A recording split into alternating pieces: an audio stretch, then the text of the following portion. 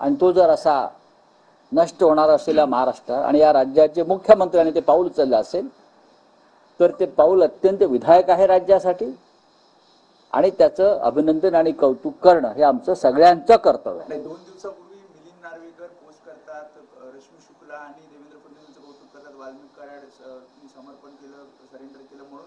त्यानंतर आजचा आग्रहलेख येतो कुठेतरी जवळीक साधण्याचा किंवा मिले सूर मेरा या जवळीक साधण्याचा प्रयत्न काय येतो आहे? नाही राहुल साहेब, त्याच अनुषंगाने कटुता दूर करण्यासाठी किंवा मिटवण्यासाठी हे उचललेलं दुसरं पाऊल आहे का? कारण यापूर्वी विधान भवनात उद्धव ठाकरेंनी मुख्यमंत्र्यांची भेट घेत त्यांना शुभेच्छा दिल्या होत्या. बघा, शिवसेना फडणवीसांचं कौतुक करतात, कटुता हळूहळू संपण्यासाठी प्रयत्न होत आहेत.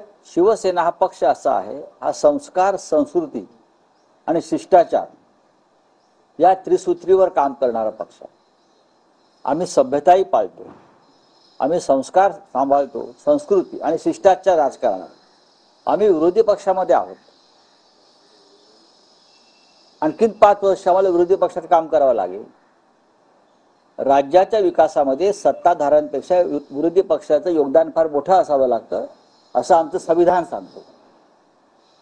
शिष्टाचार म्हणून माननीय उद्धव ठाकरे या राज्याचे माजी मुख्यमंत्री विद्यमान मुख्यमंत्र्यांना भेटायला गेले असतील तर त्यात राजकारण पाहण्यापेक्षा तुम्ही शिष्टाचार त्याने सांभाळला, प्रोटोकॉल ज्याला म्हणता तुम्ही, हे तुम्ही पाहायला पाहिजे. मागील 2.5 वर्षामध्ये त्या भेट झाल्या नाही, ते कौतुक झालं नाही, ते आता विधानसभा निवडणुकीनंतर होते, त्यामुळे हा प्रश्न येतो. नाही, असं नाही की तुम्हाला काय माहिती आहे संवाद होत असतो की नाही होत. सत्ताधारी आणि विरोधी पक्षामध्ये सतत संवाद सुरू असतो. संवादाची अनेक साधनं असतात आणि त्या साधनांचा वापर होत असतो. तसा सामनातून संवाद साधला, दैनिक सामनातून एक संवाद साधला.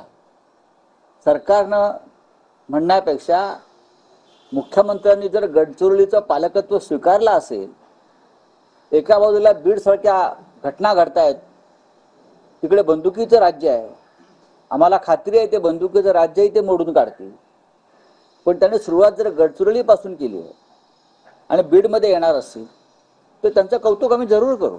एकनाथ आवडता जिल्हा आहे, मागच्या मुख्यमंत्री असताना ते गडचिरोली कोणाचाही आवडता जिल्हा नसतो. जमिनीत काय लागतंय आणि काय उगवतंय आणि काय पेरणी करून काय कापायला मिळतंय त्याच्यावरती जो आवडता जिल्हा असतो. मी अशी म्हणालो की देवेंद्र फडणवीस त्या जिल्ह्याला पोलाद सिटी बनवू इच्छित आहेत मुख्यमंत्री. आणि आधीचे जे राज्यकर्ते होते, मुख्यमंत्री होते, तर त्याच्या आधी ते मंत्री होते, तेव्हा त्यांनी गडचिरोली यासाठी मागून घेतलं होतं की तिकडला जो पोलाद आणि खाणीचा उद्योग आहे त्यांच्याकडून ज्या पद्धतीनं हिंदीमध्ये ज्याला फिरवती म्हणतात, आणि त्यासाठी मी पूर्ण नाव घेत नाही, पण तिथे जे काही पांडव नेमले होते, पांडव ते कसं कौरवाचं काम करत होते हे महाराष्ट्राने पाहिलं आहे. म्हणून आम्हाला हा एक आशेचा किरण दिसला की गडचिरोलीमध्ये काहीतरी चांगलं घडतंय आणि जेव्हा महाराष्ट्रात चांगलं घडतंय तेव्हा त्याचं कौतुक शिवसेना प्रमुखांनी वारंवार केलं आहे. आणि त्याच हिंदू हृदय सम्राट शिवसेना प्रमुखांचे आणि माननीय उद्धव ठाकरे यांच्या नेतृत्वाखाली आम्ही काम करतो.